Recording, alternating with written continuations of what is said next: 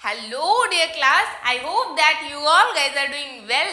तो प्यारे बच्चों, आज की इस क्लास में पाइथागोरस थ्योरम को सीखने वाले हैं, लेकिन उससे पहले इस डायग्राम को देखो, इस ड्राइंग को देखो और लग ही रहा होगा कि मैम जरूर कुछ अच्छी सी स्टोरी सुनाएंगे, फनी वाली। तो हाँ, मैंने बहुत ही ज्यादा सोच विचार करके आपके लिए स्टोरी बनाई है, जिससे कि आपको ये थ्योरम जल्दी से ध्यान में आ जाए और इसका एप्लीकेशन भी आपको समझे। ठीक है, तो सबसे पहले मुझे बताओ कि पाइथागोरस ये नाम सुन के आपके दिमाग में सबसे पहले क्या आता है? आते हैं ना वो बूढ़े से अंकल, है ना।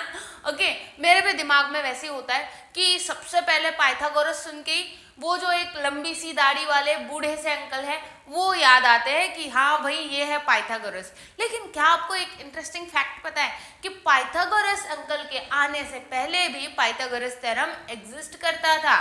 ठीक है, तो जो हमारे महर्षि बोधायन है, उन्होंने बोधायन शिल्पसूत्रा में इसका जो डिस्क्रिप्शन है वो लिखा हुआ है। मीन्स पाइथागोरस के आने से पहले 200 years before we are having the Pythagoras theorem. समझे हो? तो इंडियंस पाइथागोरस के आने से पहले, सपोज कि यहाँ से यहाँ एक जगह है, यहाँ जाना है किसी को, यहाँ से वो निकल रहा है, तो Indians are going like this, और बाकी जाते हो गया ऐसे, मुझे नहीं पता। ठीक है, तो Indians are knowing the Pythagoras theorem. Just ये है कि हमारे पास उसका ना पेटेंट नहीं है। ठीक है, हम उसको अपने नाम पे नहीं कर पाए, लेकिन हाँ हमें पता था।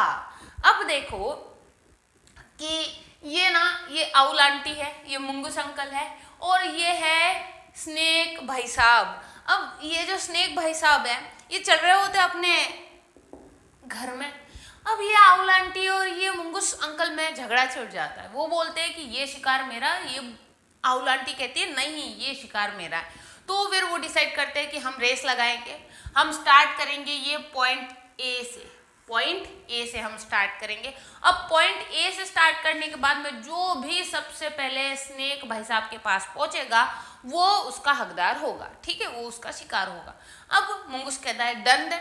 अब यहाँ पे दोनों आ जाते हैं, और आउल आंटी बड़ी होशियार है, आउल आंटी बड़ी पढ़ाकू होती है। तो आउल आंटी रात में ना पढ़ाई कर करके उनको पाइथागोरस थ्योरम पता चल जाता है। तो आउल आंटी कहती है मैं क्यों ऐसे जाऊँ, मैं तो उड़ सकती हूँ। तो आउल आंटी, यहाँ पे आप सोच सकते हो कि ऐसे एक राइट एंगल बन रहा है, देखो एक राइट एंगल बन रहा है ना। ठीक है, अब आउल आंटी कहती है कि why should I travel like this, okay I will travel like this. तो आउल आंटी हाइपोटेनस से ट्रैवल करती है, डायरेक्ट से यहाँ से फ्लाइट भर के जुप यहाँ पे। ठीक है, तो ये जो मुंगूस है ये क्या कर सकता है, ये दौड़ सकता है, छलांग लगा सकता है, अगेन क्राउलिंग कर सकता है, लेकिन उड़ नहीं सकता ना। तो वो हाइपोटेनस से नहीं जा सकता, वो यहाँ से फ्लाइट कैसे लेगा, वो उछलेगा तो यही गिर जाएगा दुबुक्कन। तो इसीलिए वो यहाँ से ऐसे आ जाता है। तो डिस्टेंस किसका कम हुआ? डिस्टेंस ऑब्वियसली आउल आंटी तो कम ट्रैवल करेंगी और फास्ट भी, इसीलिए सबसे पहले आउल आंटी स्नेक भाई साहब को ले लेती है। लेकिन ये स्नेक को पता नहीं होता, ये इतना स्माइल कर रहा है, आप बोलोगे ये शिकार होने वाला है, ये स्माइल कर रहा है। अरे उसको पता नहीं है ना, उसको पता नहीं है, वो तो इधर चला मैं उधर चला, ऐसे चला है उसको नहीं पता कि ये दोनों आने वाले हैं। ठीक है, तो इसीलिए आउल आंटी ने कौन सा थ्योरम यूज करा है? Pythagoras theorem. तो अब सीखते हैं पाइथागोरस थ्योरम होता क्या है। पाइथागोरस थ्योरम कहता है कि अगर आपके पास में एक राइट एंगल ट्रायंगल है, कौन सा ट्रायंगल? Right angle triangle. अब राइट एंगल ट्रायंगल के ये जो साइड्स होते हैं इनको लेग कहा जाता है, ओके। और जो राइट एंगल जो होता है उसके अपोजिट जो साइड होती है उसको हाइपोटेनस कहा जाता है। क्या कहा जाता है? हाइपोटेनस।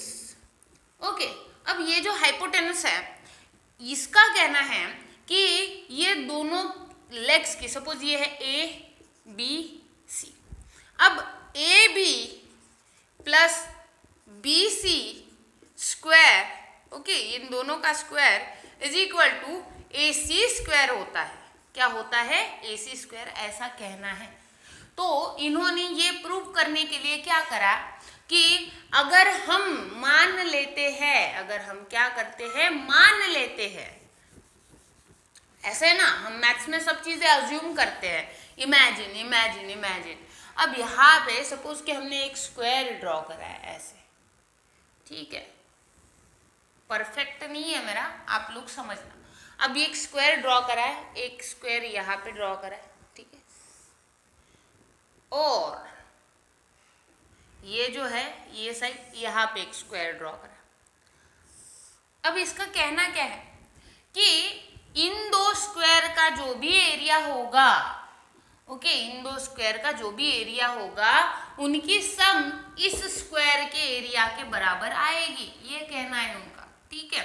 अगर सपोज आपको कोई मॉडल बनाना है पाइथागोरस थ्योरम पे, तो आप क्या कर सकते हो कि यहाँ पे एक ट्रायंगल बनाओगे, ये जो स्क्वायर है इसमें अगर आप पानी भर देते हो या फिर कोई भी चीज रेत या सैंड भर देते हो, और ये जो है ये स्क्वायर इनमें ये हॉलो है, तो आप इसको टर्न करते हो ऐसे, ओके, इसको टर्न करा, वाटर फिल करा है या फिर सैंड फिल करिए, इसको टर्न करते हो तो यहाँ से एक ओपनिंग रखना है इसके अंदर जाने के लिए, तो ये एग्जैक्टली इन दोनों भी स्क्वायर को क्या कर देता है, फिल कर देता है।